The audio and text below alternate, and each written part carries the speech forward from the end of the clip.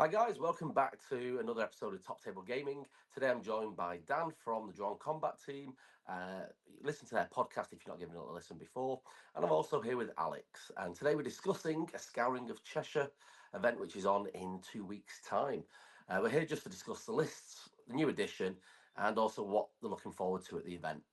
Unfortunately, I'm not playing this year, which I have done many times in the past, because I did volunteer to help Steve Crow run it last year, and that's pulled me into running the event this year. So let's start off with the lists. How have you both gone about your list in the new edition? Has there been any changes for you? So for me, it's the monsters now are really appealing in the new edition. There's a few things that have contributed to that. So first, I think the biggest one actually is the dominant rule, which means they can now play objectives. So that's really big. The lessening of magic as well means that you can bring an army with fewer models and not just have them not take part in the game because of constant transfixes and things like that. And then also just monster rules in general getting a bit of a glow up with them being able to attack supports and things like that.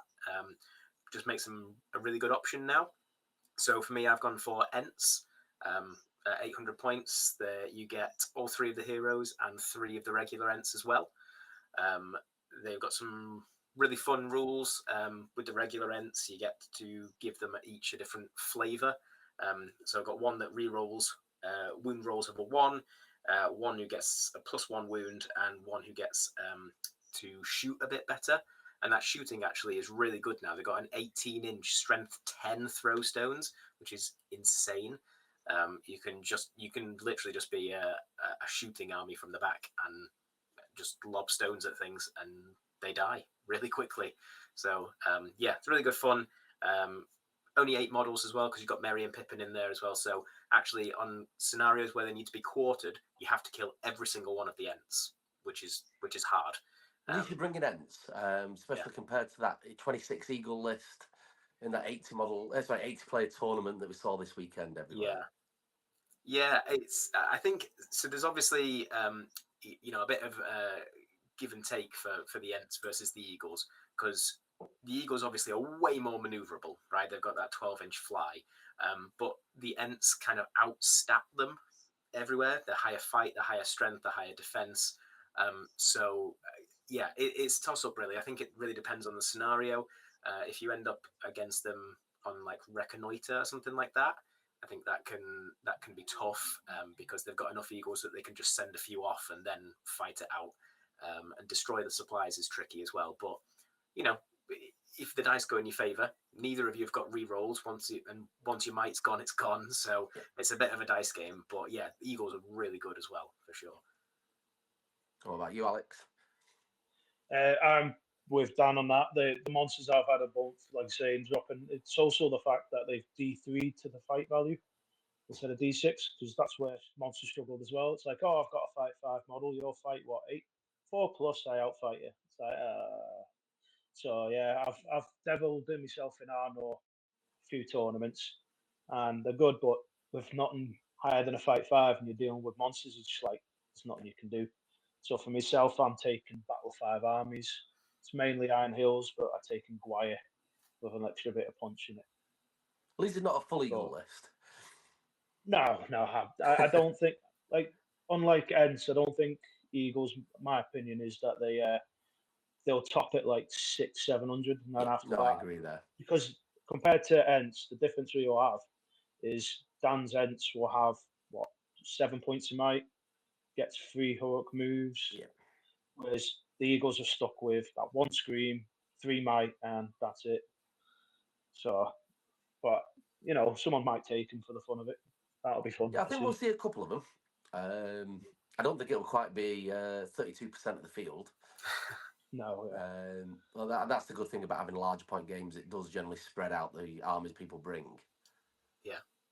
Smaller points, I think you definitely end up with certain lists that work better. Yeah. You get to bring all the toys at big points, don't you? So you do. Yeah. Well, I'm hoping someone brings Road to Rivendell, just so I can see a 450 point maxed out list playing in an 800 point tournament. Whether someone does, I have no idea, but I think it'd be quite fun to see. Yeah. Yeah, just playing 350 down. Yeah. So have you found any struggles with the new lists compared to how flexible the old rules were compared to the new, effectively Legion style game? Yeah, I mean, obviously there's a lot less flexibility now that you can't just randomly ally things together. Though I think towards the end of the last edition, they were obviously trying to, stamp down on that a little bit with the changes to having to have different levels of heroes and things like that. But to be honest, I quite like how it is now. I think there's enough variety to keep things interesting at the moment. I'm glad that the third book is hopefully coming soon, so that it doesn't start to get stale. But I think for now, we're still only in the early stages of the game. How long's it been out? 4 months or something?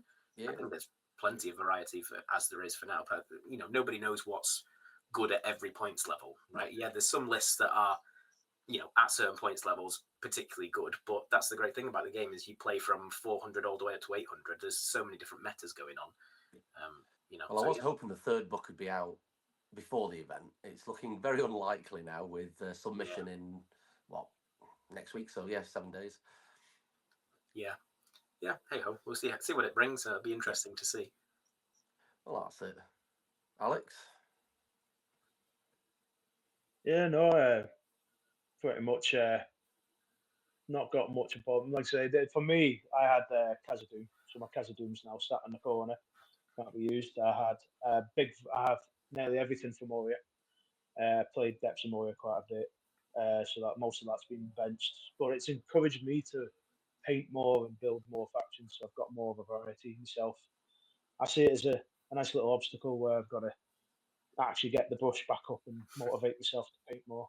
And to be fair, I'm kind of glad I have. I'm glad that. But yeah, no, like you say, with the third book, it was a bit gutting because they said like first quarter, didn't they? Which didn't really happen, but at least we know it's coming now. And plus the 24 missions, that's going to be interesting. That will make a big difference. That will make a big difference. I think also you'll end up with a much bigger army spread. Because like now at the moment, realistically, I don't think anyone's going to run Corsairs in an 800-point event. Whereas hopefully once the third book's out and the PDFs, I think the most logical thing will be is it just says they can be used in that legion. That list. And suddenly, once each list's got everything else in it, you've then got all that spread and flexibility. It's like what they did. I've actually still got the old book from before The Hobbit, and I've still got some of the supplements. Where you had like the Umbar fleet and all that, and then it'll have that, and then this is what it has, but it can allow this kind of section where to give it a little bit extra, but in that kind of prospect, or like in the supplements where you had the Erebor characters come in, and they're like, oh, they can go in this faction, but you can't take this, you can take that, and you can't ally with this. It'll be something like that. I want it so you'll have the characteristic, and then you'll have underneath it description saying it can go with these army lists. Well, it's funny you mentioned the older books, because when you mentioned Ents as well before, Dan, as far as I'm aware, it was Legions of Middle-earth, if you remember the very early old book. I don't know if you were playing that far back. I think so. It was all random sort of lists and points, but it didn't give you stats for the models. It was just pretty much names, points, but it listed Ent characters which have since come out. It's listed other heroes that have come out in the last few years. And you ended up with other stuff in there like an elven catapult and an elven chariot. I've actually still got that book, actually. Have you? See, I had it, and I don't know where it's gone. It obviously went when editions changed. But I managed to see a PDF of it just to look through. And it's like, a lot of the stuff that was in there from, I don't even know how many years ago, it was probably 15 years ago, slowly has been making its way into the game, which makes me think, is more stuff coming? And, if you've got the book, you'll be able to check. The Corsair Ballista's in there. That's another one to tick off that was in the book originally. But there's a lot of options. But as I say, there was elven chariots as well. Yeah, well, that's it. But we digress. Very easy when you're talking hobby. So, what are you looking forward to with Scouring? Well, I've not played that many big point games, actually, to be honest with you. I think with it being a new edition, people wanting to try out a lot of different stuff. I think a lot of people have gravitated towards the more 500-600 point sort of level at the moment, just because that lets you get, on a game night in the week, it lets you get 2, possibly even 3 games in if one goes quick. You get to try out a lot of different stuff. So For me, this will be the first event at such a big level, and playing with all the toys, as you say. So it'd be interesting to see what the big things that are coming out. Like, I've not seen Aragorn Elisar for this whole edition yet. Be interesting to see what he's like, and the big war machines and things like that. Other Isengard ballistas, getting all those ones back out and things like that. It'll be interesting to see what comes out for sure. Yeah, well, I think Isengard's going to be the ones to watch for at 800 points. Yeah, I think so. Yeah, especially the Army of the White Hand with Saruman. I think he's a bit of a. I don't think he's as good as he used to be, but really he's just now 160 point tax to bring Grima along with him, who is incredible now. And I think, as you say, with the increase in monsters and eagles that we were talking about, I think those ballistas stocks go high. It only takes a lucky hit, and then that's just a ball of feathers instead. Yeah. And for yourself, Alex? Yeah, same. Like I say, I've been to three or four tournaments so far this new edition. They've all been about 500-600 points. Nothing completely past that. So getting to see 800, getting to see what kind of varieties we're going to see, like yourself. I do know of 2 Isengards going, and the one thing that has bumped in that list is definitely the Berserkers, because they're horrific. You can't outfight them unless you're an elf. That's your best advantage. The two-handed the natural 6 with a 2-hand is fantastic as well. I actually practiced against a friend, and the dwarves just melted to it because you got the pike support as well. And it's like, oh, I'm D8, don't matter, 5s. Ow. So it really melted, and it's just like, best way to counter that is really like big heroes going into them. But even then, if you've only got like one big hero, Saruman can handle that. And like you say, Grima being a big nerf, it's so annoying to try and stop it. You just can't stop it. It's horrendous. Yeah. Well, that's it. With Grima especially, it's been a bit of a toss-up, because I always used to like having Grima on a horse, because you had the movement, flexibility with him. Obviously, he's lost that option at the moment. He might come back if they make a model of him on a horse, because he's one of the heroes that is on a horse in the film at some point. Right, yeah. So I'm hopeful there, but it's one of those, with the extra buffs that he gets and the slight changes now, would he be too powerful going around on a horse? Yeah, I think so, to be honest. The not being able to block him in anymore is crazy, that he can just move through models. It's so good. Only if they change that rule to say that if his infantry gets it, you can allow that. That you can go through things. But yeah, it's like I've played Jakob, Preston, and it's just going.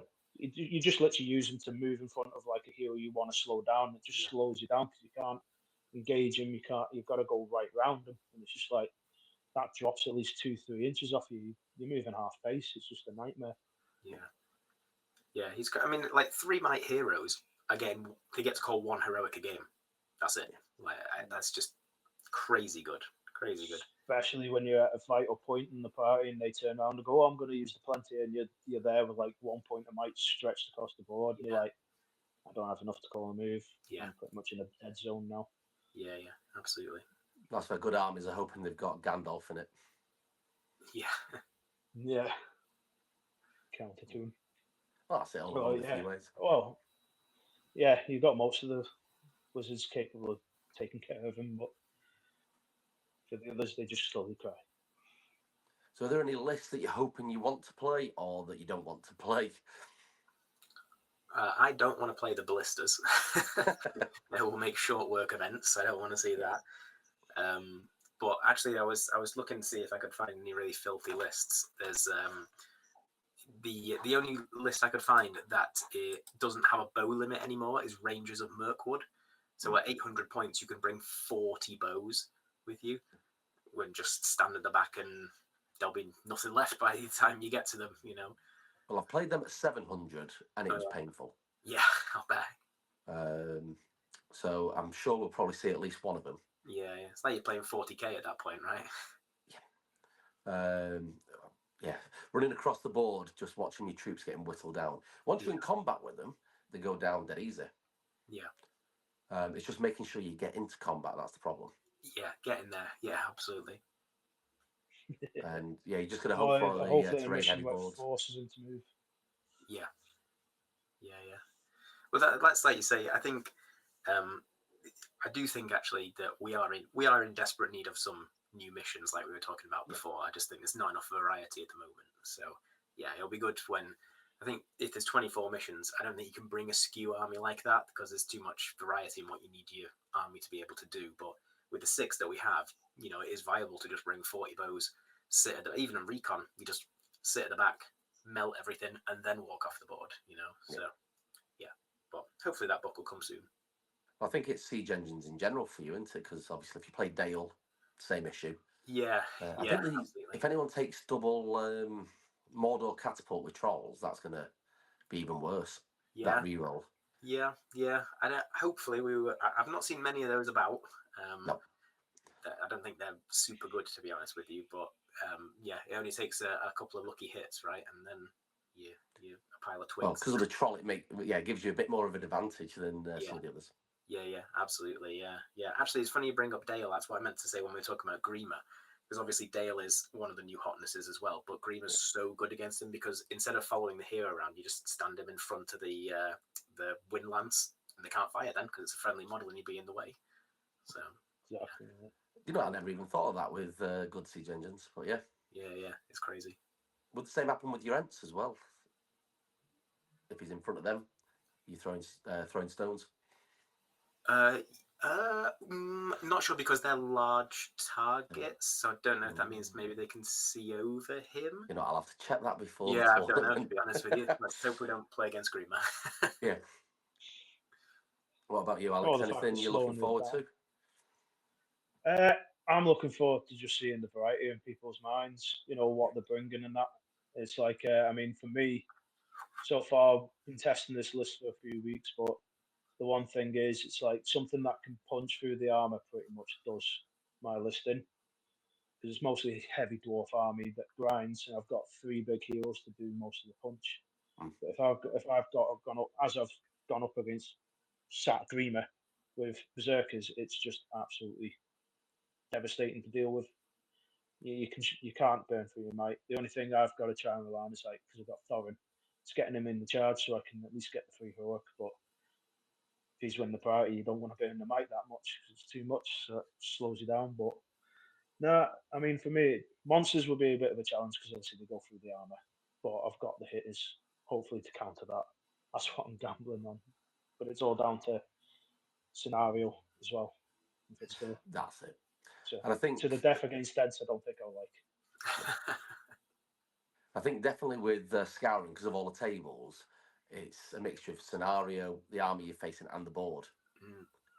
Because if anyone does decide to bring like double Mummock, there's certain tables they just can't physically play on. Right. Because it's suddenly dropping them on the Bree board, if their opponent chooses the right board edge, they can come on and they're trapped in buildings. They literally move on the board, can't move anywhere else. Right. So obviously not going to let that happen. If anyone has got double Mummock, I'll let them move if they just happen to end up on one of the 3 boards, I think, that they can't physically move around. Yeah, fair enough. I think that's the only downside to nice thematic boards. Certain armies do struggle a little bit. Yeah. Ents are generally fine on the Bree board because I played them on it. Yeah. You'll move around quite easily on that. The bases, they're only 60 mil, so anything that 3 models can stand side by side in, they're fine. Yeah. The only things that will struggle on some of the boards, I'll say, is Mummocks and Smaug. Yeah. Because even though it's be 100 points down, I can probably see someone bringing Smaug. Yeah. There's always one person, right? And you don't get to bring him very often, so why not? That's it. It's a big investment. It's a lovely model, and if someone spent the time painting up, they want to get it out. And this could be one of the few events, as you say, most of them at the moment that you've seen you've attended, I should say, have been smaller points. Yeah. So bigger point one. Yeah, definitely. Yeah. Don't know if I'd play 100 points down, but yeah, 100 points. Yeah. He's 700, isn't he? Yeah. Yeah. I've never played against him, to be honest with you, so I have no idea. I've played against him once years ago, and I think that was at a Scouring actually. He died before he did anything. Right. Sad. Turn 1, Iron Hill Ballista. Hit him, took half the wounds off. My next turn, shot him again dead. Ouch. But that's the risk. Yeah, absolutely. Other games he was doing fine, especially ones where he could just sit on one objective in the middle and wait it out. Mm. Yeah. Obviously, come up against War Machine, especially now with the amount of ballistas that'll probably be about. That's true. I don't know if we'll see the 3 trolls either. Yeah, I think at 800 that's just a bit too much. You end up having to take a bunch of rules that you're not really that fussed about. I think the trolls peak at about 600 points. Though saying that, again, because I've been playing Ents, the Ents kind of wipe the floor with the trolls, I've found in general, because again they just outstat them. The trolls have got a few tools, but it only takes them fluffing a dice roll and they're dead. And especially the throw stones against them as well. It's crazy because again you just got that gun line of Ents lobbing strength 10 rocks at them, and you can usually kill a troll before you even get to each other. I think the only other thing, going back to monsters with the new edition, quite a few of the scenarios give the extra points for the banners. And in the old edition, it was 2 points for a banner. Now it's a lot more points. Yeah. And suddenly, I think across the 6 games, that could really impact monster armies. For sure, yeah. I think when they're available, I think a banner is like absolutely needed. And at 800, 2, even 3, is not unreasonable. To score those points, as you say.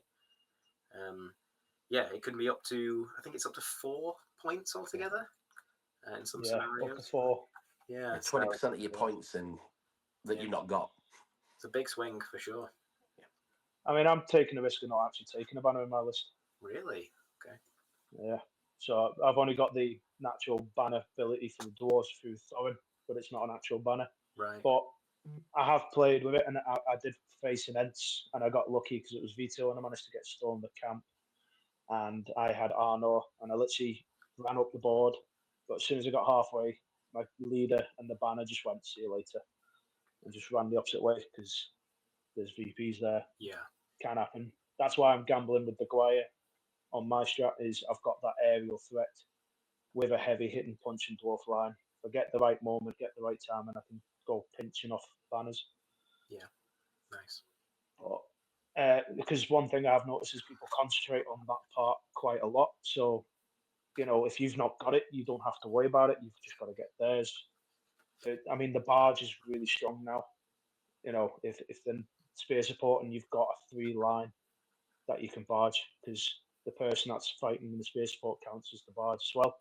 So if you've got a person behind that person goes bye-bye, then that guy goes, then that. So you can open it up to the point where the banners is left open. So there's a lot of ways to do it. I see some people say that it's really bad, but at the same time, I've played opponents that have taken it personally just to get the 4 VPs. And instead of manipulating the fact of the banner, they've just got it sat in the corner, hidden away, and you're not using it to any effect. I've been guilty So of that. I'm gambling I must on admit. that. Yeah. When you feel like you've got the banner, advantage. it's there's 4 easy points. Yeah. That's what I mean. That's why I've not gone with it, to hopefully gamble on. Take theirs out as well, or do enough damage. So I've got Thorin, Gloin, and Gwyer. So I've got an always sat behind them, just bumping Gloin and Thorin with their 2-handers. So I've got more hitting power. Hopefully, we'll see how it goes. Yeah, well, that's it. I just thought that. No, I think it's going to be a good, interesting weekend. I think there's going to be a lot of lists because we're still sat around the 100 players. Wow. So it'll be a nice full hall. Hopefully not too warm. Yeah. Do you want to place your bets on how many eagles there are then? I don't think quite as many. As you said before, it's literally because it's 800 rather than 6. Yeah. I reckon it'll be more Ents than Eagles. Yeah. Interesting. Okay. I'd probably say a couple of eagle armies. I think at this point, people just won't risk it. Fair enough. But then again, you don't know how many people have bought eagles and their other armies are obsolete at the moment. That's true. That's true. Yeah, true, yeah. So there could be people that have got dwarf and, Khazad done dwarves and Easterlings, and they go, I'll pick up eagles for now. Mm-hmm. And then it's, just need another box of eagles, and that's 800. So, yeah. Yeah, because it is a very you easy only one need just to about pick six, up. 7 boxes, 7 models, don't you? And then they're done. But we've, I think this time we've got quite a few people. It's first time to Scouring from, for a lot of people. Sorry, a lot of those I think are first event as well. Really? Okay. For Middle Earth. Definitely some that are returning. That haven't played it for probably 8-9 years. Very good. So the new Ironically, legions that have was certainly meeting- pulled people back in. Yeah. Yeah. The more thematic part as well probably has pulled them back into it as well. Yeah. And the new models. I Especially with the War prefer Over the Here as older well. style, but I do narrative as well. So as we've done on the channel, I've been playing with Rick in a lot of the games, and I love playing through the narrative scenarios. I always like the mix. They're the narrative ones, which are really good fun, and then obviously you go to the more competitive side with lists. And yeah, I think the third book and the PDFs will sort that out anyway once it's out. Yeah. But, Yeah. no, Especially I the think missions as well. yeah. Thank you both for joining us tonight. It's been a pleasure, Nice. and we'll see you next week. Sorry, not next week. Week after at Scouring. Yeah. I'm And excited. for anyone watching, we will be streaming throughout the day from Scouring of Cheshire. So just come on the channel and watch. That's the 26th and 27th of this month. And that'll be nice and live for you throughout parts of the day. And we'll also do some pre-recording of games so that you can watch them later on. But otherwise, we'll see you next time on Top Table Gaming.